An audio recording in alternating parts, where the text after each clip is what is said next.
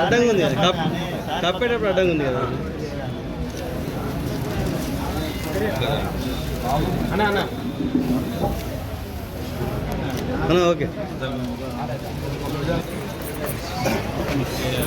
రాజు ఒక్క నిమిషం కొద్దిగా జరగండి బాబు బాబు చిన్న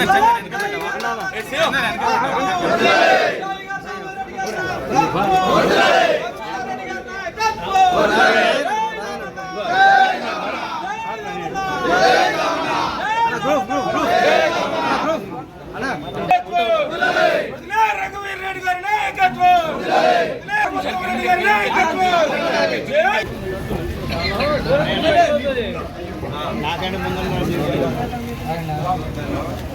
అన్నా వేనా ఓకే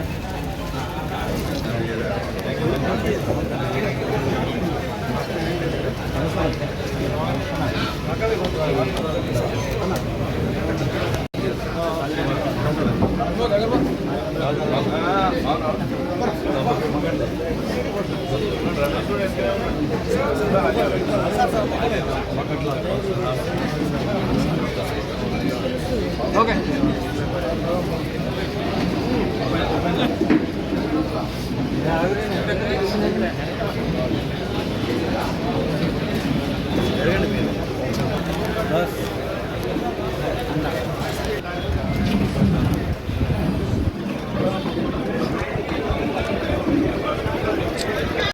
ఫ్యాన్ బంద్ చేయండి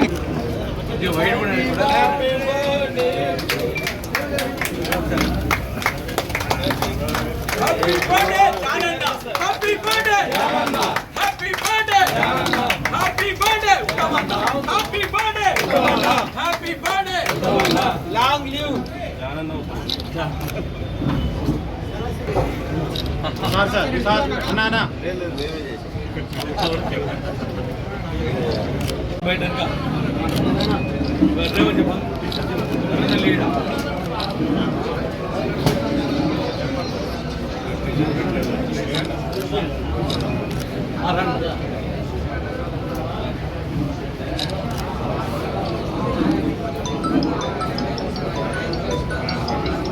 ఆపరా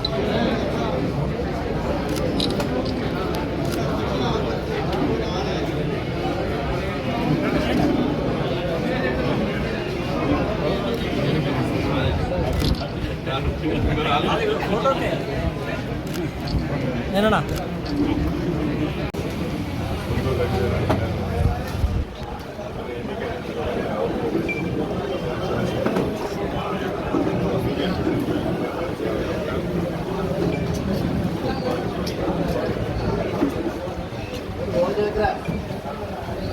రఘువీర్ రెడ్డి గారు ఎన్నికల ముందు పూర్తిగా అవగాహన రాజకీయ అవగాహన అదేవిధంగా సూర్యాపేట భౌగోళికంగా కూడా రేపు 24వ తారీఖు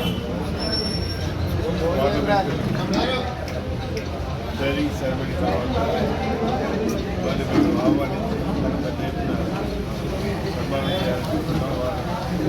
ఈరోజు కార్యకర్తలు నాయకులు మాత్రం కలిసి నేను వారికి మొదలు చెప్తున్నాను, మీరు వచ్చే ముందు తెలియపరచండి. ఏదైతే మా కార్యకర్తలు నాయకులకు వచ్చే అభిప్రాయం ఉంటే పెద్ద ర్యాలీ నిర్వహించాలి, అదేవిధంగా పెద్దగా సభ నిర్వహించాలని ఆలోచన నేను మొదలు కలుపుతున్నాను. పార్లమెంట్లో స్వేరింగ్ సెరమనీ తర్వాత పార్లమెంట్లో స్వేరింగ్ సెరమనీ తర్వాత తప్పకుండా వస్తాను. నేను రఘువీరారెడ్డి గారిని అంతకుముందు కూడా చెప్పినాను. ఏదైతే ఇది సూర్యాపేట నియోజకవర్గంలో చాలా సమస్యలు ప్రత్యేకంగా రైతుల సమస్యలు, ఇరిగేషన్ సమస్యలు ఏంటంటే, రోడ్ల సమస్యలు ఏంటంటే, అదేవిధంగా ఇక్కడ విద్యా సంస్థల విషయాల్లో ఏంటంటే, ఇక్కడ గవర్నమెంట్ డిగ్రీ కళాశాల లేదు, అదేవిధంగా గవర్నమెంట్ మహిళా జూనియర్ కళాశాల లేదు. ఇదే కాకుండా సూర్యాపేట మున్సిపాలిటీలో చాలా ఇష్యూస్ ఉన్నాయి. అందుగురించి నేను రఘువీరారెడ్డి గారిని కోరేది ఏంటంటే, ఇక్కడ సూర్యాపేటలో మీరందరూ ఈ నియోజకవర్గంలో ప్రాబ్లమ్స్ అన్ని మీకు విన్నవించడానికి వాటికి అంత అవకాశం. అదేవిధంగా ప్రతి 2 మాసాలకు 3 మాసాలకు తప్పనిసరిగా వచ్చి మన ప్రభుత్వం ఉంది కాబట్టి మీరు మీతో పాటు విద్యార్థి గారి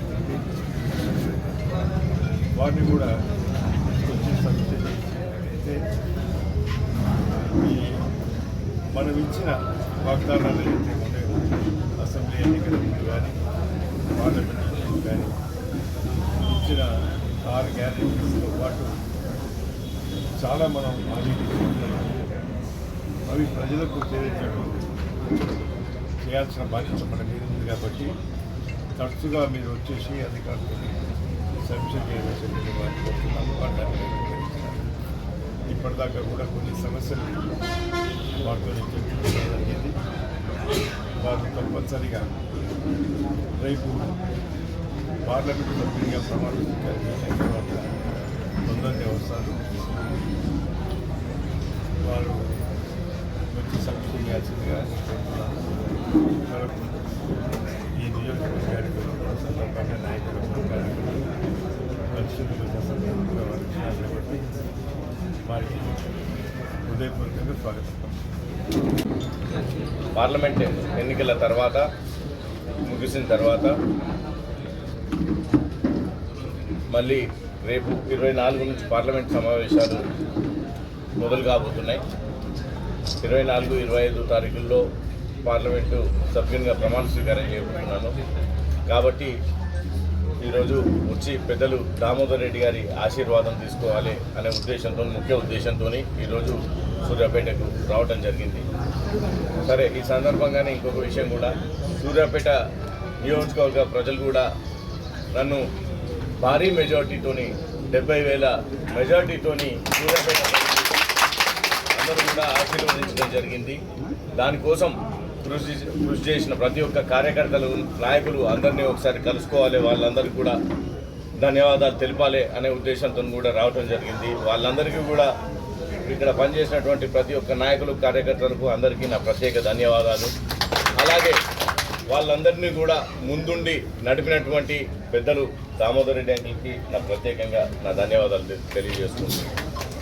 అంతేకాదు, ఇందాక లోపల ఉన్నప్పుడు దామోదర్ రెడ్డి అంకుల్ కూడా సూర్యాపేట నియోజకవర్గానికి సంబంధించిన కొన్ని సమస్యల విషయాలు కూడా చెప్తూ ఉంటే, ఎలక్షన్ల సందర్భంగా కూడా నేను చెప్పిన, సరే అనుకోని పరిస్థితుల్లో ఇక్కడ అసెంబ్లీ మేము ఓడిపోవాల్సి వచ్చింది. కానీ తర్వాత వచ్చినటువంటి కాంగ్రెస్ పార్టీ ప్రభుత్వంకి ఆదరణ తగ్గింది అని ఎట్లయితే ఇక్కడ లోకల్ ఎమ్మెల్యే గారు, మాజీ మంత్రివర్యులు జగదీశ్వర్ రెడ్డి గారు ఏదైతే విమర్శిస్తున్నారో, సూర్యాపేట ప్రజలు వాళ్ళందరికీ కూడా ఓటుతో బుద్ధి చెప్పి 70,000 మెజార్టీ కాంగ్రెస్ పార్టీకి అందించారు. దాన్ని బట్టే మీరు అర్థం చేసుకోవచ్చు ప్రజలు కాంగ్రెస్ పార్టీ మీద, ఈ ప్రభుత్వం మీద ఎంత ఆదరణ చూపిస్తుంది అనేది. కాబట్టి ఈ సందర్భంగా టీఆర్ఎస్ నాయకులకు, ఇక్కడ ఉన్నటువంటి టీఆర్ఎస్ నాయకులకు, రాష్ట్ర టీఆర్ఎస్ నాయకులకు కూడా ఈ సందర్భంగా మీకు ఒకటి తెలియజేయవచ్చు. మీ అందరినీ తిరస్కరించారు కాబట్టి అసెంబ్లీ ఎన్నికలలో మీ అందరినీ ఓడగొట్టి ప్రజలు కాంగ్రెస్ పార్టీకి పట్టం కట్టారు.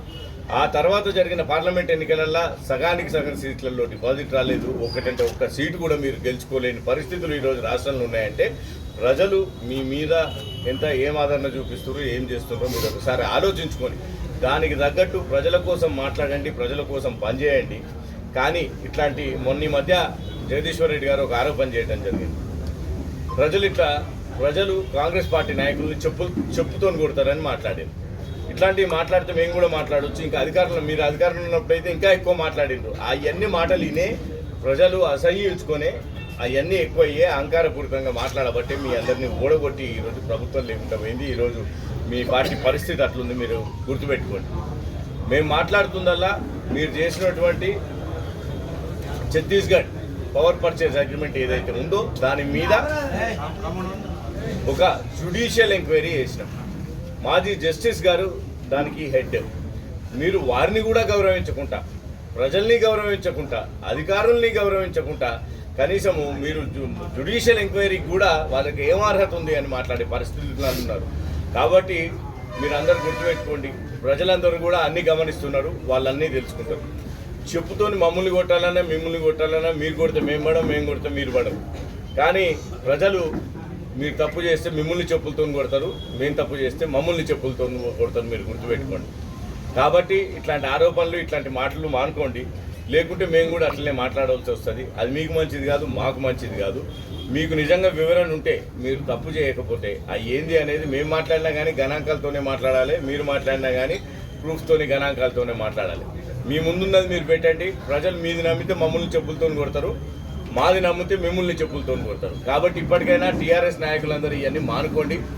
ఇప్పుడు పార్లమెంట్ ఎన్నికలు కూడా ముగిసిపోయినాయి, లోకల్ బాడీ ఎలక్షన్స్ తప్ప ఇంకేవీ లేవు.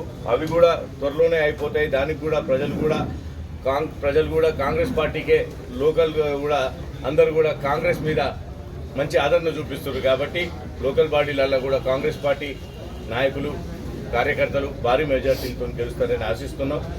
కాబట్టి ప్రజల కోసమే ఈ 4.5 సంవత్సరాలు గట్టిగా పనిచేయాలని ప్రభుత్వం దృఢ నిశ్చయంతో ఉంది. పెద్దలు దామోదర్ రెడ్డి గారు లాంటి వాళ్ళ ఆశీర్వాదంతో సూర్యాపేట నియోజకవర్గంలో కూడా ప్రజలందరికీ కావాల్సిన విషయాలన్నిటి కూడా అందుబాటులో ఉంటూ మేము పూర్తి చేస్తామని ఈ సందర్భంగా ఎంపీగా నా బాధ్యత నేను నిర్వహిస్తా. మంత్రులందరితో, ప్రభుత్వంతో అందరితో కూడా కోఆర్డినేట్ చేసుకొని అనుసంధానం చేసుకొని అని ఈ సందర్భంగా సూర్యాపేట నియోజకవర్గ ప్రజలందరికీ తెలియజేస్తున్నాను. నమస్కారం.